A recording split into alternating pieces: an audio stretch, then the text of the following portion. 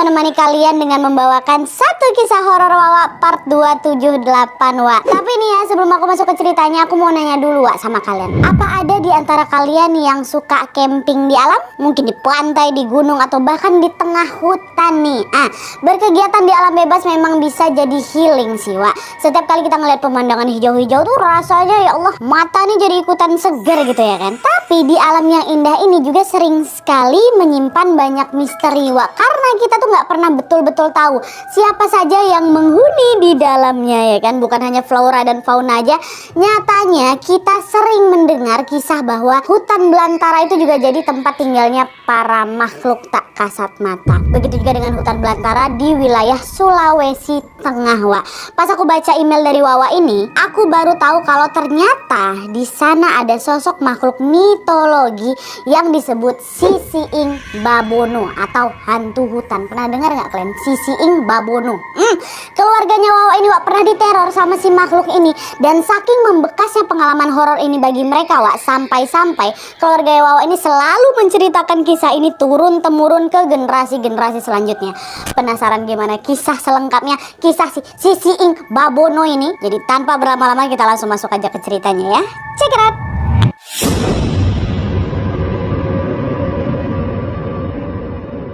Oke, jadi kisah yang aku ceritakan malam ini dikirim sama Wawa kita yang bernama Iga Murti dari Kepulauan Banggai, Sulawesi Tengah. Halo Iga Murti. Nah, pengalaman horor ini Wak berkaitan dengan makhluk mitologi yang dipercaya mendiami hutan belantara di Kepulauan Banggai. Nah, kata Iga Murti Wak, warga di tempatnya tinggal ini sering menyebutnya dengan sebutan itulah tadi Sisiing Babono atau hantu hutan ya.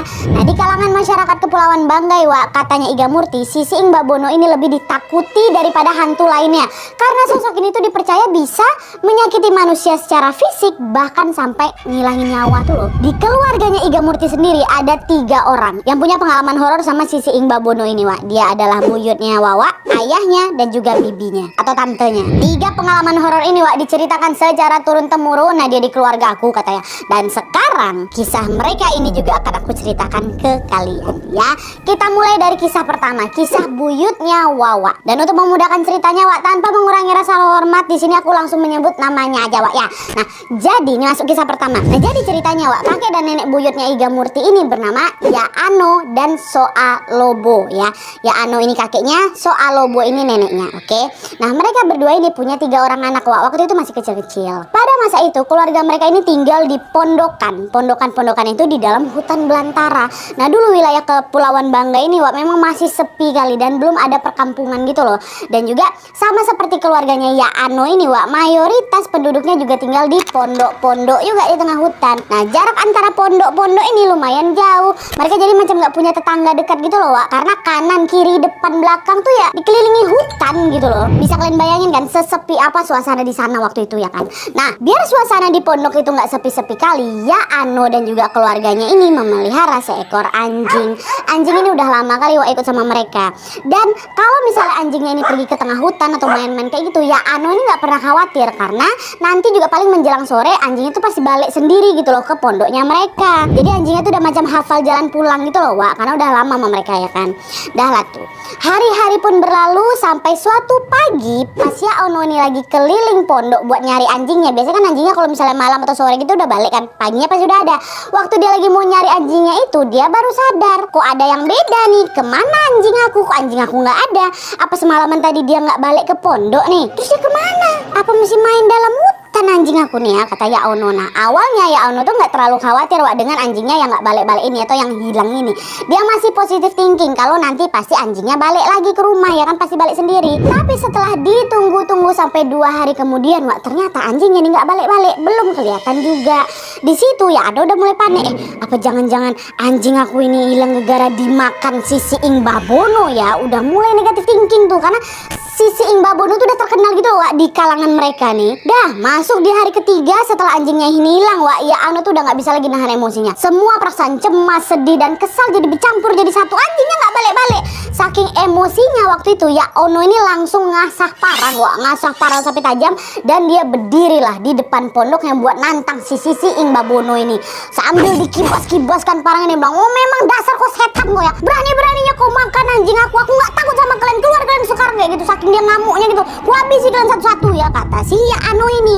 Nah, melihat dia Ano yang marah-marah, Soalobo atau istrinya ini jadi khawatir. Dia negurlah suaminya kan, kamu jangan nantangin sembarangan. Yang kamu tantang itu makhluk halus loh. Kalau mereka sampai betulan datang ke sini gimana? Kamu emang bisa ngusir mereka? Kata Soalobo. Di situ ya Ano ini nggak peduli sama teguran istrinya, Wak, karena memang dia ini udah terlanjur kebawa emosi kan. Dia teruslah itu ngamuk-ngamuk sambil ngebas-ngebasin para keluar, setan keluar, kembalikan anjing aku, kata kayak gitu. Mau mereka makhluk halus sedikit pun aku nggak takut sama sekali. Ayo sini keluar, datang ke sini lawan aku kalian. Jangan berani-berani sama anjing aja kalian, kata kayak gitu. Nah, sepanjang hari setelah ya Ano ini marah-marah, Wak, semuanya memang masih berjalan baik-baik aja, berjalan seperti biasa aja, hingga akhirnya nih di hari yang sama nih, waktu malamnya tiba, barulah sesuatu yang mengerikan pun terjadi.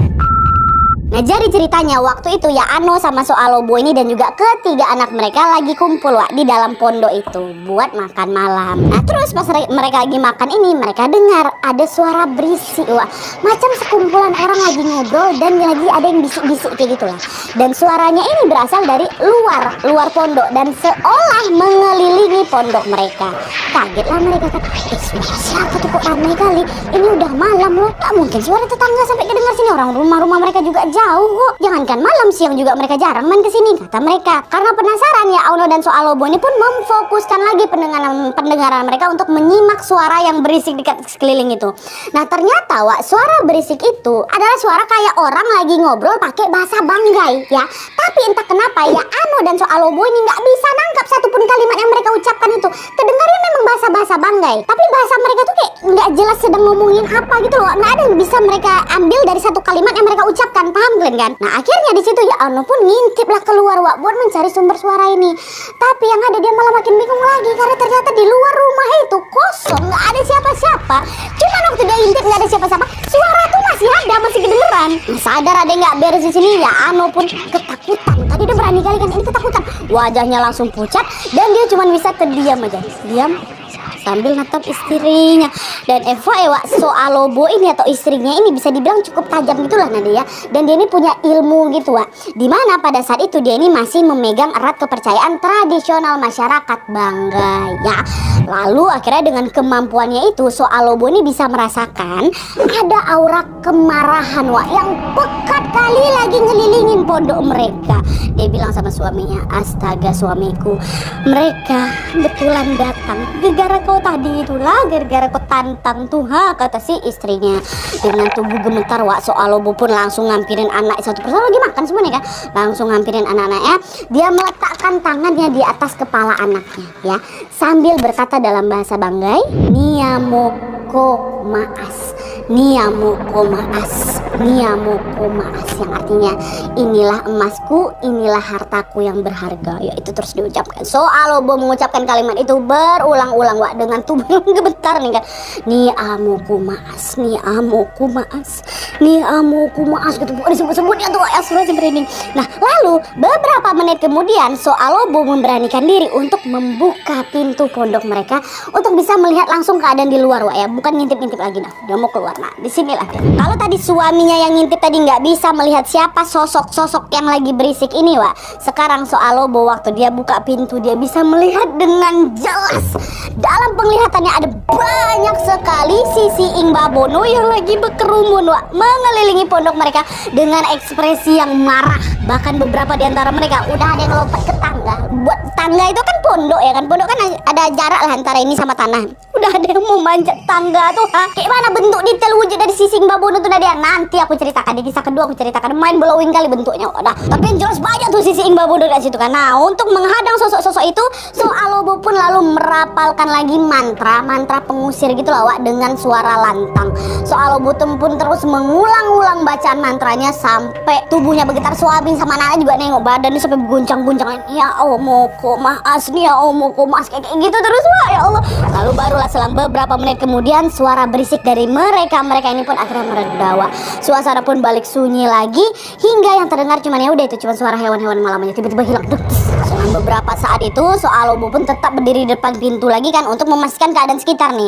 Lalu setelah dia betulan yakin kalau semuanya sudah aman, barulah itu Soalobo menghampiri suaminya. Marah dia sama suaminya. Tuh kan ku bilang apa, jangan pernah sekalipun kau nantang dia. Kau tuh lagi gak sadar Pak betapa bahayanya perbuatanku itu. Kalau mereka nyerang kita, parang yang udah kuasa hasat aja tuh udah gak bisa ngusir mereka Pak. Jangan kan ngusir, kau nengok mereka aja gak bisa kok. Kalau tadi aku gak pakai mantra pengusir tuh Pak ya bisa aja, sekarang kita udah mati loh Pak, kata si Soalobo. Ya Allah dari situ cuman diam aja, dia sambil pucat juga kan, dia diam aja menerima teguran dari istrinya. Dia tahu dia salah juga mungkin ya kan. Kali ini dia sadar kalau perbuatannya memang salah kali. Akhirnya dia pun berjanji untuk tidak mengulanginya lagi ya kan. Nah lalu beberapa hari setelah itu mereka ini juga akhirnya tahu kalau anjing peliharaan mereka yang bikin Ya Ono marah kali ini, anjing peliharaan mereka ini ternyata nggak dimakan sama si Seing Babono. Selama ini ternyata si anjing ini sudah tinggal di gua dan sudah beranak pinak di sana. Jadi jelas di sini si Seing Babono tuh nggak terlibat apa-apa. Kami nggak tahu apa-apa ya. Mungkin ini juga yang ngebuat mereka jadi betul-betul marah kali sama Ya Ono. Udah lah itu sembarangan, mau ngancam-ngancam kami pula orang anjing gua ada di dalam situ kok. Si Seing Babono marah wah. Nah, itu tadi cerita dari kakek nenek buyutnya si Iga Murti. Nah, sekarang kita lanjut lagi di kisah ayahnya. Aduh ini epic kali Wak ya kisah ayahnya. Dan sama seperti kisah sebelumnya, tanpa mengurangi rasa hormat, disini aku langsung sebut nama bapaknya aja Wak ya. Oke ya. Oke. Nah jadi Wak, ayahnya Iga Murti ini bernama Yarniel. Oke. Beliau ini lahir pada tahun 1968 dan pengalaman horornya ini terjadi sekitar tahun 80-an Wak. Pas Yarniel ini masih remaja lah, belasan tahun gitu. Nah pada masa itu wilayah Kepulauan Banggai ini udah mulai cukup ramai lah sama penduduk Wak. Keluarganya Yarniel ini juga tinggal di perkampungan bersama dengan para tetangga yang lain. Jadi mereka ini udah nggak tinggal di pondok-pondok lagi Wak ya. Tapi meskipun begitu area hutannya juga masih lebat Wak, dan para warga sekitar juga masih keluar masuk hutan untuk beraktivitas Wak. Nah pada suatu hari Wak, Yarniel dan juga kakaknya pergilah itu ke hutan buat mencari kayu berkualitas bagus untuk bahan pembuatan ukulele Nadia. Lalu setelah mencari kesana kemari, akhirnya kayu yang mereka ketemu itu mereka mau itu ketemu nih. Nah pas mereka lagi motong-motong kayu itu, tiba-tiba dari kejauhan mereka dengar ada suara Wak ya, suara orangnya teriak kayak gini, ku gitu ya. Nah FYI Wak, ku ini adalah kode panggilan ya, kode panggilan yang dipakai oleh masyarakat Banggai kala itu waktu mereka lagi di tengah hutan. Jadi kalau misalnya kalian dengar ada orang teriak ku di dalam hutan, itu tandanya dia pengen tahu apakah di sekitar sana ada orang lain. Nah kayak gitu Wak ya. Jadi orang yang mendengar teriakan ku pertama juga harus ngerespon dengan meneriakkan hal yang sama, harus bilang ku juga gitu. Sederhananya mereka ini macam lagi ngomong, weh ada orang di sana nggak? Iya ada kami di situ, tapi jawabnya pakai ku kayak gitu Wak ya, ngerti ya? Nah dah tuh kan mereka berdua dengar ada ku kayak gitu. Gak lama setelah panggilan itu terdengar, Yarniel dan kakaknya balas juga ku kata mereka gitu. Lalu dari kejauhan Wak, si orang ini nyaut lagi ku kata gitu. Udah disaut sama Yarniel kakak, disaut lagi sama orang ini ku kata. Dijawab lagi sama Yarniel kakak ya akhirnya saut kan itu ku berkali-kali ya kan.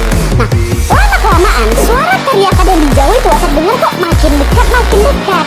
Dan di saat yang sama mereka juga melihat ada semak belukar di sekitar mereka yang macam lagi gerak-gerak sendiri tuh, macam lagi disibain orang gitu. Yarniel sama kakaknya nengok. Nah di situ dia mereka langsung bilang, oh orang yang nyapa kita tadi lagi datang nih nyamperin kita ke sini. Siapa ya dia? Apa mungkin dia tetangga dari kampung kita? Pakai gimana gitu? Ada orang dipikir kayak gitu kan. Nah Yarniel sama kakaknya teruslah itu menunggu dekat titik mereka sampai orang yang ada dekat belakang semak-semak itu muncul gitu kan. Tapi Wak yang ada pas semak-semak di depan mereka ini akhirnya tersibak habis. Bisa kalian tebak siapa yang muncul di sana? Ternyata orang itu bukan tetangga ataupun kerabat mereka ataupun siapapun yang mereka kenal Wak, melainkan sesosok makhluk bertubuh kurus sekali